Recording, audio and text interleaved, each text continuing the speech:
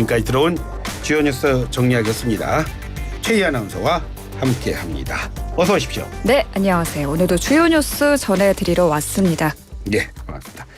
자, 오늘로 총선 6일 남았습니다. 사전투표는 하루 남았고요. 자, 여야 모두 투표 동료에 나서고 있죠? 네, 이제 본투표까지 6일 남았고 사전투표는 내일부터 이틀 동안 진행이 되죠. 총선이 이제 정말 코앞으로 다가온 건데요. 보통 사전투표율이 높으면 야권에 유리하다는 설이 있는데 이번엔 여당도 적극적으로 사전투표하라 홍보하고 있습니다. 그렇다고요? 네, 한동훈 위원장은 오늘 아침 사전투표 동료 기자회견을 열고 사전투표하면 진다. 투표율이 높으면 진다. 이런 얘기에 신경 쓰지 말고 내가 찍으면 우리가 된다. 우리가 찍으면 대한민국이 이긴다라는 생각만 가지고 모두 투표해달라고 호소했습니다. 또 본인을 포함한 모든 후보들이 사전투표 첫날 투표를 완료하기로 했다고도 밝혔습니다. 더불어민주당도 보면 마찬가지인데요. 재외선거 투표율이 과거보다 높게 나온 건 정권 심판 열망이라며 사전투표를 독려하는 모습입니다. 어제 김민석 총선 상황실장은 투표율 목표치까지 제시를 했는데요. 예. 총 투표율 71%, 사전 투표율은 31% 목표를 제시했습니다. 윤석열 대통령도 오늘 한 분도 빠짐없이 주권을 행사해 주시길 바란다고 당부하기도 했습니다. 이재명 대표 내일 대전에서 사전투표를 한 다음 충청 일대 돌면서 지원 유세에 나설 예정인데요. 이해찬 상임공동선거대책위원장은 격전지로 꼽히는 서울 영등포 을에서 비례위성정당 더불어민주연합 후보들과 사전투표를 함께 할 것으로 전해지고 있습니다. 김부겸 상임공동선대위원장도 격전지죠. 경기 성남 분당 갑에서 사전투표를 한다고 합니다.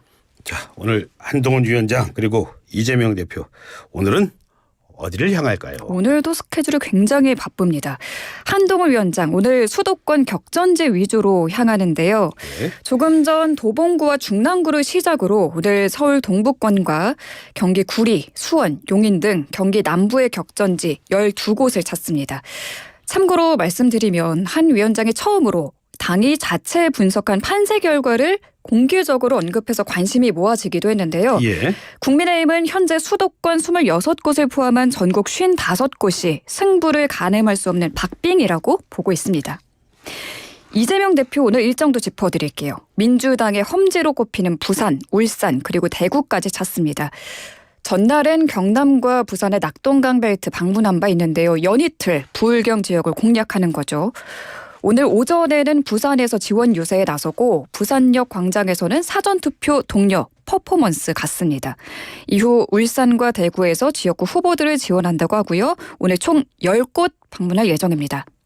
3지대 정당들도 바쁘게 뛰고 있는데요. 녹색정의당은 서울 광화문 광장에서 기자회견을 열고 새로운 미래는 광주 집중 유세에 나섭니다. 조국혁신당은 오늘 여의도와 용산에서 시민을 만난다고 합니다. 네, 시간이 정말 얼마 안 남았나 봐요. 네. 지금 막말 얘기가 곳곳에서 나오고 있습니다. 특히 한동훈 위원장, 이재명 대표의 막말 또 도마 위에 오르고 있죠? 네, 저질 막말을 자제시켜야 할 여야의 수장들이 오히려 더 비하하는 말을 쏟아내면서 막말 총선 아니냐라는 비판이 지금 나오고 있는데요. 예. 두 수장이 어떤 막말을 했냐면 먼저 한동훈 위원장부터 볼게요. 어제 강원 춘천 요새에서 이재명 대표를 향해 극우 커뮤니티인 일베 출신이라는 말을 4번 반복했습니다. 이 대표가 이날 4.3 행사에서 국민의힘을 향해 4.3 학살의 후예라 할 수 있는 정치 집단이라고 말한 걸 반박했습니다. 이재명 대표는 어제 창원 유세에서 윤석열 정부의 경제 정책에 대해 한심하다. 북한보다 못한 200대 무역 적자 국가로 전락했다라고 비판했고요. 예. 이 대표가 어제 그저께 서울 동작을 지역 유세에서 국민의힘 나경원 후보를 향해 나베라고 말한 거 어제 방송에서 제가 전해드렸는데요. 네. 국민의힘 나경원 후보는 자신의 SNS에 이재명 막말에 쓰러지지 않을 것이라고 밝혔습니다. 참고로 말씀드리면 이 나베가 나경원 후보와 일본의 고 아베 신조 전 총리를 섞은 말로 일본 말로는 냄비를 뜻한다고 합니다. 네. 저도 참고로 말씀드리면 요즘에 이렇게 말하면 말한 게 그냥 그대로 끝까지 남습니다. 자, 언론은 오늘부터 이런 말 합니다. 깜깜이 기간, 블랙아웃 기간이다 이런 말 쓰던데 이건 왜 이런 말 쓰는 거죠? 네, 깜깜이 기간, 말 그대로 깜깜이 기간이라고 이해를 하시면 되는데요. 총선 전 선거 관련 여론조사 결과 공표를 금지하는 기간입니다. 선거일 가까운 날 발표되는 여론조사 결과가 선거에 영향을 미칠 수 있고 또 불공정하거나 부정확한 여론조사가 발표되면 선거의 공정성을 해칠 수 있기 때문에 이 깜깜이 기간을 마련한 건데요. 이번 총선의 경우에는 선거 6일 전이자 사전투표 하루 전인 4일부터 오늘부터죠. 선거일인 10일 오후 6시까지 선거와 관련된 정당 지지도와 당선인을 예상하게 하는 여론조사 결과를 공표하거나 인용, 보도할 수 없습니다. 다만 이 깜깜이 기간 전, 그러니까 어제까지 공표된 결과는 이전에 조사한 것임을 명시하기만 하면 보도할 수 있습니다. 참고로 오늘 이슈앤피플에서 언급될 모든 여론조사도 어제까지 발표된 여론조사임을 알려드립니다. 예. 깜깜이란 말씀하시니까 제 학교 다닐 때 친구 중에 그 친구 이런 깜빡이라는 별명을 갖고 있었는데 그 친구가 갑자기 또 생각나요. 네. 자, 이제 의료 공백 사태 속보 좀 살펴보겠습니다. 네. 윤석열 대통령이 전공이 직접 만나고 싶다는 뜻을 밝혔었는데 조금 전 YTN 속보 보니까요. 박단 전공의 대표가 곧 대통령실을 방문할 거다 그런 얘기가 있는 것 같아요. 그렇습니다. 지금 대한전공의협의회 비대위원장이죠. 박단 비대위원장이 윤석열 대통령의 대화 제안을 수용하기로 한 것으로 파악이 된 건데요. 예. 공지를 통해서 밝혔습니다. 금일 오늘 윤석열 대통령과 만난다라고 밝혔습니다. 처음으로 이제 대화 테이블에 마주 앉으면서 의대 증원을 둘러싸고 2달 가까이 이어지고 있는 정부와 의료계의 갈등에 대해서 이야기를 나눌 것으로 보이는데요. 그러니까. 극적으로 출구를 찾을 수 있을지 주목되는 상황입니다. 예. 그런데 오늘 대통령과 만났을 때 요거 크게 달라진 내용도 없을 거다 이런 얘기도 나오니까요. 맞아요. 얘기를 좀 더 지켜봐야 되겠고요. 그리고 또 네. 아프신 분들 많고 또 그 가족들 많지 않습니까? 또 이런 그럼요. 얘기 나오면 또 얼마나 기대를 하겠습니까? 네. 좀 기대를 한번 해보겠습니다. 네, 또 새로운 소식이 나오면 발빠르게 전해드리겠습니다. 예, 기대해 보겠습니다. 자, 그런데 윤석열 대통령 오늘 민생 토론회 점검회의 했는데 여기에서 정부 대출 소득 제한 기준 이걸 좀 많이 완화해 주겠다 그런 얘기를 하셨나 봐요. 그렇습니다. 윤석열 대통령이 오늘 오전 대통령실에서 경제 분야 민생 토론회 후속 조치 점검 회의를 열어서 이 말씀하신 제도 개선안을 소개했는데요. 어제에 이어서 두 번째 점검 회의였거든요. 예. 구체적으로 살펴보면 버팀목 전세자금 대출의 경우 신혼부부 소득 기준을 올렸습니다. 기존 7,500만 원에서 1억 원으로 또 신생아 출산가구 특례 대출은 1억 3천만 원에서 2억 원으로 상향될 예정입니다. 이게 이 부부 소득 기준이 신혼부부에게 일종의 결혼 페널티로 작용하고 있어서 혼인신고를 늦추는 부작용으로 이어진다는 지적이 나오면서 반영된 조치인 걸로 보입니다. 또 저소득층을 위한 근로장려금도 기준이 높아지는데요.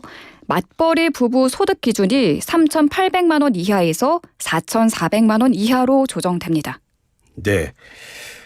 자, 윤석열 대통령 이 자리에서 발표한 내용 또 몇 가지 더 확인해 볼까요? 있습니다. 정부가 지난 1월 10일엔 주택 관련 민생 토론회를 또 25일에는 교통 분야 민생 토론회를 진행했는데요. 여기서 관련 후속 조치들을 소개했습니다. 청년 주거 정책을 집중 지원해달라는 윤 대통령의 요청에 따라서 국토부에 청년 주거 정책과를 신설했다고 밝혔고요.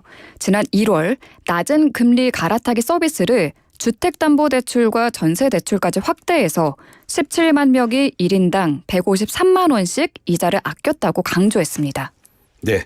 전공의와 대통령의 대화와 관련한 속보 지금 들어온 거 잠시 한번 더 소개해 드리겠습니다. 박단 위원장은 내부 공지를 통해서요. 대전협 비대위에서 충분한 회의를 거쳐 결정한 사안이라고 밝혔습니다. 그러면서 4월 10일 총선 전에 전공의 입장을 전하고 해결을 시도해 볼 만한 가치가 있다고 판단했다고 설명했습니다. 또 지난 2월 20일 대전협 비대위가 올린 성명서와 요구안에서 달라진 기조는 없다면서 최종 결정은 전체 투표에서 진행한다고 밝혔습니다. 박 위원장 오늘 대통령과의 대화에는요. 다른 전공의들은 동행하지 않고 혼자 참여할 걸로 알려지고 있습니다. 이렇게 전공의 대표 그리고 정부가 대화에 나서는 건 전공의들이 자발적으로 사직서를 제출하고 병원을 이탈한 지난 2월 19일 이후 이제 46일 만입니다. 자, 대만의 안타까운 강진 소식 어저께 전달해 주셨는데요. 하루 새 무려 200여 차례 여진 계속됐다고요? 네, 너무 공포스러울 것 같아요.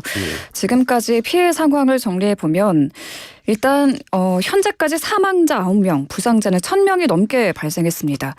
대만 매체들에 따르면 이번 지진이 원자폭탄 32개에 맞먹는 위력이라고 추정을 하고 있는데요. 오늘 대만 중앙통신사에 따르면 중앙재해대응센터는 어제 오후 10시 기준으로 대만 전역에서 사망자는 9명, 부상자는 1,011명이 발생한 것으로 집계됐습니다. 또 이번 지진으로 고립된 사람은 모두 143명이고요. 사망자는 지진 지역인 화롄현에서 모두 발생했다고 전해지고 있습니다. 예. 또 화롄현 당국에 따르면 사망자는 유명 관광지인 타이루거 국가공원에서 4명, 수화 고속도로 주차장에서 1명, 다칭수 이터널 휴게 구역에서 2명, 또 광산 지역에서 1명, 화롄현 시내 건물에서 1명이 각각 발생했다고 전해집니다. 문제는 앞서 말씀하신 것 같은 여진입니다. 그러니까요. 여진이 예. 지금 그 규모 7 이상의 강진이 있고 10여 분 뒤부터 6.5의 여진이 이어진 건데요. 예. 대만 지진 당국에 따르면 현재까지 200회 넘게 발생했고 앞으로도 2, 3일가량 여진이 계속될 가능성이 있다고 보고 있습니다. 예. 지금까지 최희 아나운서와 함께했습니다. 오늘도 고맙습니다. 고맙습니다. 예.